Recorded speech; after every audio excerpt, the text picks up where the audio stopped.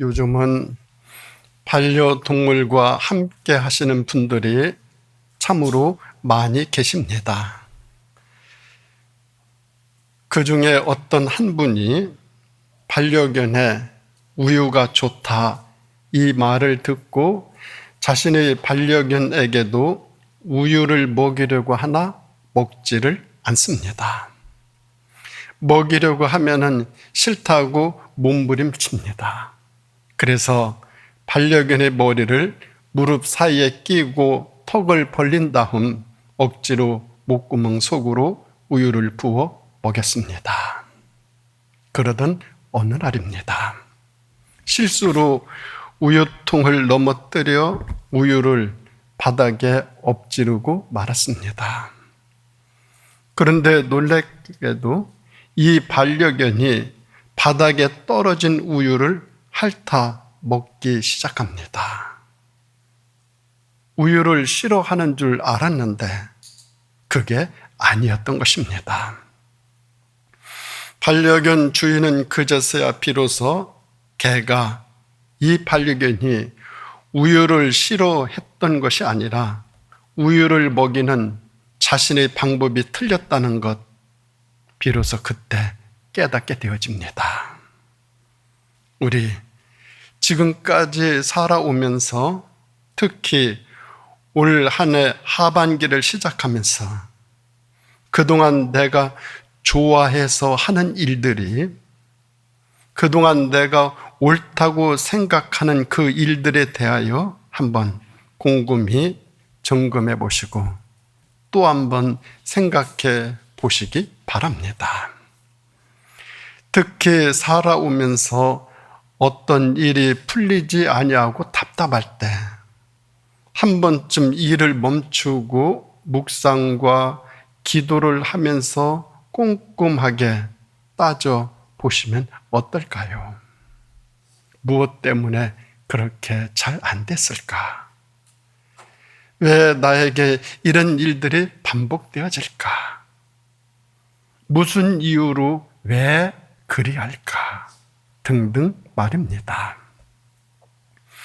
혹시 우리들은 여기 반려견의 주인처럼 무엇이 잘못된 것인지 모른 채 다른 사람들, 예보의 상황들, 주어진 조건들, 그런 것들을 탓하며 살아가고 있지는 아니한지, 나 자신의 삶의 방법이 정말 이렇게 살아가는 것이 옳은 것인지 그른 것인지, 이렇게 하는 것이 바른 것인지 틀린 것인지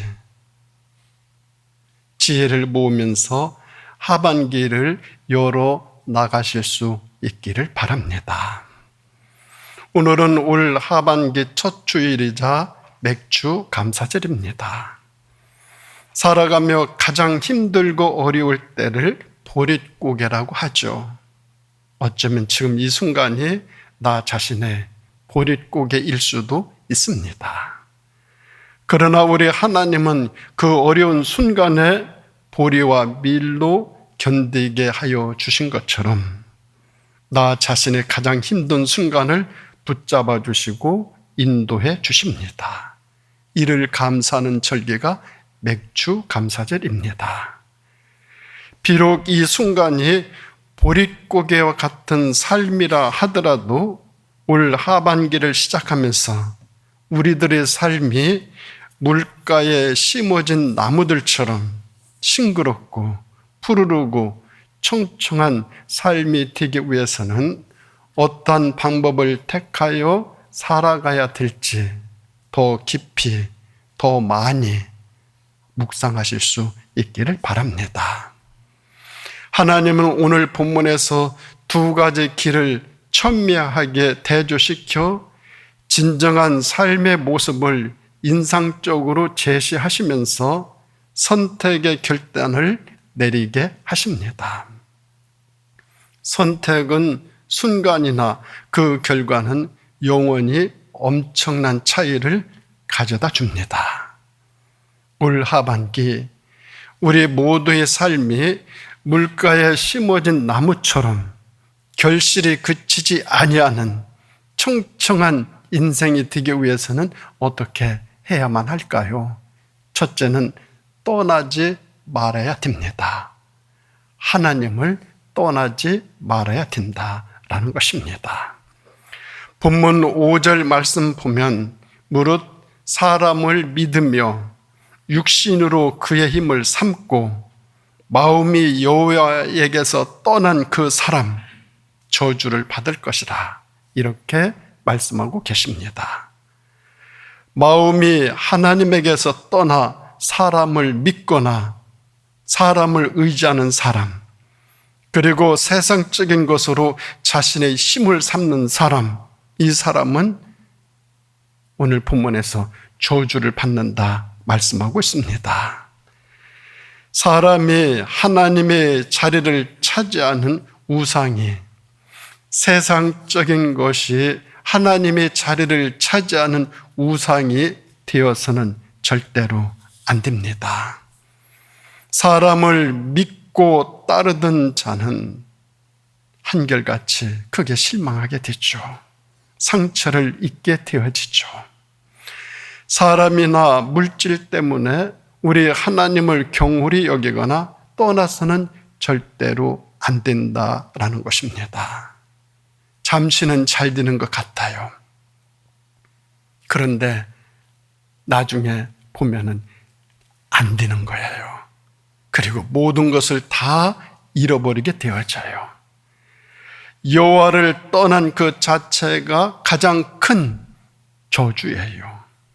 그런데 하나님을 떠나게 한 배후의 조종자는 누구일까요? 사탄이에요. 사탄이 세상을 이용해서 사람을 이용해서 우리로 하여금 하나님에게서 떠나게 자꾸만 충동질합니다. 여기에 속아서는 안 됩니다.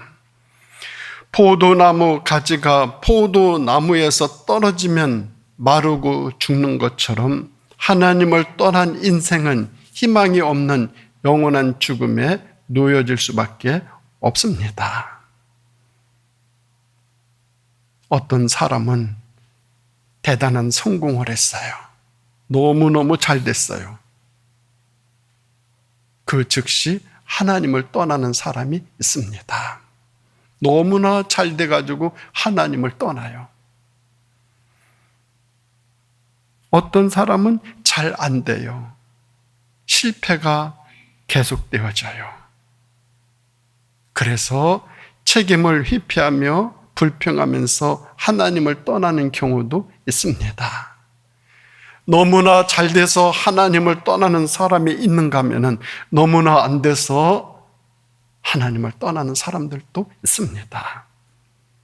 어떤 상황 속에서도 우리는 사탄이 틈을 타지 못하도록 더욱 하나님께 다가갈 수 있기를 바랍니다. 여호와를 떠나지 아니한 삶, 물가에 심어진 나무처럼 항상 청청한 삶으로 복된 열매, 그치지 아니하고 주렁주렁 맺는 삶이 될 것입니다. 그런가 하면 두 번째로 물가에 심어진 나무처럼 청청한 삶을 살아가기 위해서는 하나님을 의지하고 의뢰해야만 합니다. 오늘 본문 7절은 그러나 무릇 여호와를 의지하며 여호와를 의뢰하는 그 사람은 복을 받을 것이다. 이렇게 말씀해주고 있습니다. 6절에 있는 말씀 보면은 여호와를 떠난 사람은 어떻게 되는가? 떨기나무 같아서 좋은 일이 오는 것 보지 못하고 거칠은 광야의 삶을 살게 된다. 이렇게 말씀하고 계십니다. 그러나 여호와를 의지하며 의리하는 사람 복을 받게 됩니다. 하나님을 의지하고 의리하는 것 그 자체가 최고의 복입니다. 여호와 없는 인생, 가정, 물질, 출세, 성공, 허무하고 공허하죠. 세상 그 무엇으로도 채울 수 없습니다.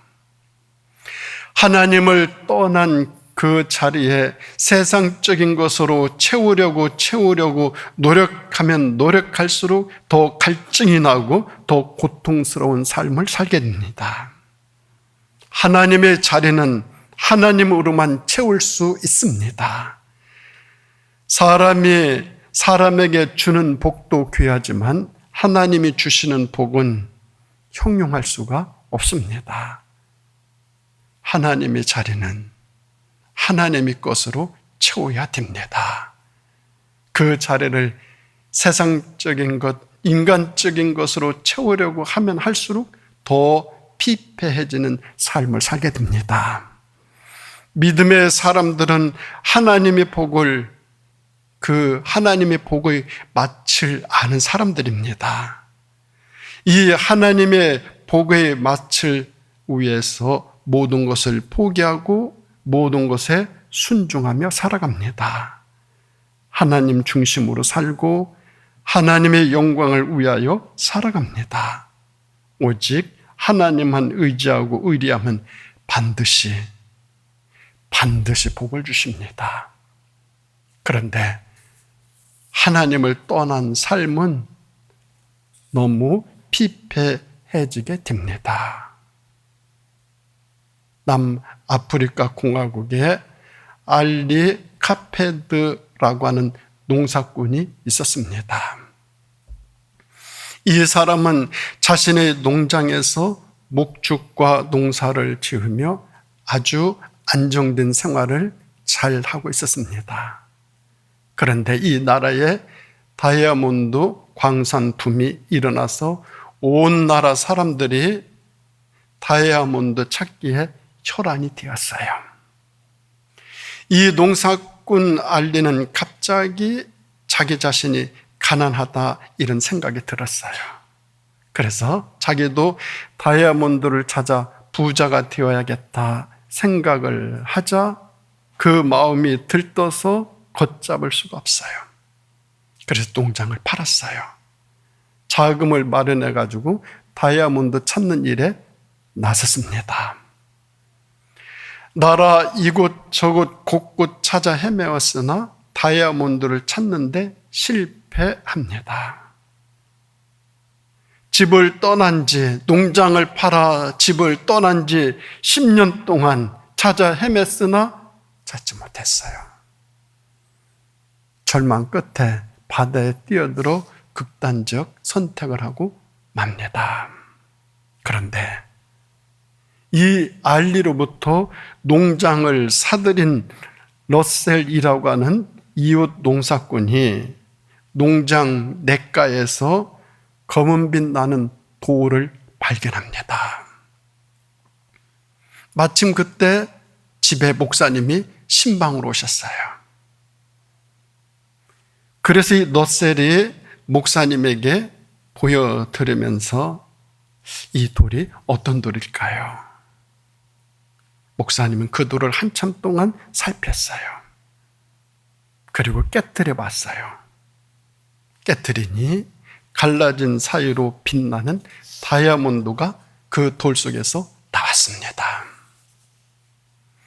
그 돌을 주운 냇가로 가본 그들은 어느 곳이든 파기만 하여도 다이아몬드가 나온다라는 사실을 알게 되었습니다. 그곳이 지금까지 세계에서 가장 유명한 다이아몬드 광산인 골곤다 광산입니다. 보석은 먼 곳에 있는 것이 아니죠. 죽은 알리 카페트의 농장 뜰에 있었듯이 가까운 곳에 바로 지금 이곳에 보석이 있습니다. 하나님께서 우리를 지금 이곳에 두신 이유는 이곳이 바로 보석이 묻혀 있는 광산이기에 우리들을 이곳에 두었습니다.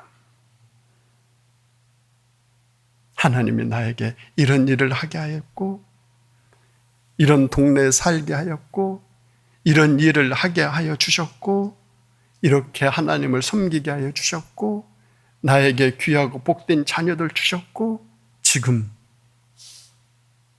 이 순간, 지금 이곳, 하나님께서 우리를 지금 이곳에 두신 이유는 이곳이 바로 묻힌 광산이기에 이곳에 두셨다라는 것입니다. 그런 믿음을 가지고 지금 여기에 최선을 다하는 삶이 우리 그리스도인들이 품고 살아가야 될 삶의 철학입니다. 지금 여기서 최선을 다하여 믿고 의뢰하며 살아가는 그 삶이 결실이 그치지 아니하는 물가에 심어진 청청한 삶인 줄 믿습니다. 우리 그런 삶이 하반기에 우리 남은 인생에 계속 이어질 수 있기를 바랍니다. 그런가 하면 세 번째로 물가에 심어진 나무처럼 청청한 삶을 살아가기 위해서는 하나님을 기쁘게 해 드려야 됩니다. 본문 8절에 있는 말씀 보면은 그는 물가에 심어진 나무가 그 뿌리를 강변에 뻗치고 더위가 올지라도 두려워하지 아니하며 그 입이 청청하고 가무는 해에도 걱정이 없고 결실이 그치지 아니함 같으리라 말씀하고 있습니다. 8절 오늘 본문은 더 능동적이고 더 동적인 차원으로 언급하고 있어요. 뿌리가 강변으로 뻗어간다 말하고 있어요. 뿌리는 물기를 좋아합니다. 정말 좋아합니다. 나무의 뿌리, 풀의 뿌리는 물기를 향하여 뻗어갑니다. 물기가 있는 곳에 계속 뻗어갑니다. 오늘 우리 교회 앞 계단 올라오실 때 이렇게 보면은 계단 바로 밑에 있는 가로수, 우리 교회 앞에 있는 도로 중에서 제일 우람하고 제일 높고 제일 커요. 우리 교회 계단 바로 앞에 있는 가로수를 이렇게 보세요. 제일 커요. 이 앞에 있는 가로수들 중에서 제일 커요. 이 가로수는 제일 작은 나무였어요. 왜 그런가 하면은 처음에 여기 도로 공사를 하고 가로수를 심었을 때 다 똑같이 심었어요. 그런데 3년 후에 어느 차가 이 가로수를 들이받아가지고 뿌리채 뽑혔어요. 3년 후에 다시 가로수를 갖다 심었는데 가장 작았었어요. 가장 작았었어요. 그런데 어느 해부터 언젠가부터 크는 것을 보니 가장 크게 크는 거예요. 가장 크게 커요. 그러다가 얼마 전에 이 앞에 도로 정비를 했어요. 가로수 뿌리가 자꾸 이렇게 올라와서 도로가 보도블록이 울퉁불퉁해가지고 도로 정비를 지금처럼 깨끗하게 이렇게 해놓지 않겠습니까? 그 도로 정비를 할 때 보니 이 가로수 뿌리가 교회 계단 배수로관에 들어가서 계단 중간까지 그 뿌리가 뻗어 있었어요. 관을 꽉꽉 메어가고 있었어요. 그래서 이렇게 물이 잘 빠져야 되는데 물이 잘 안 빠지곤 그랬었거든요. 왜 그러나? 그래서 뭐 고장이 났나? 그랬는데 도로 정비 공사할 때 보니까 관 속에 가로수 뿌리나무가 꽉 들어차 있었어요. 우리 계단 중간까지 말입니다. 저는 이것을 보고 물가에 심어진다는 것의 의미를 다시 한번 새기게 되었습니다.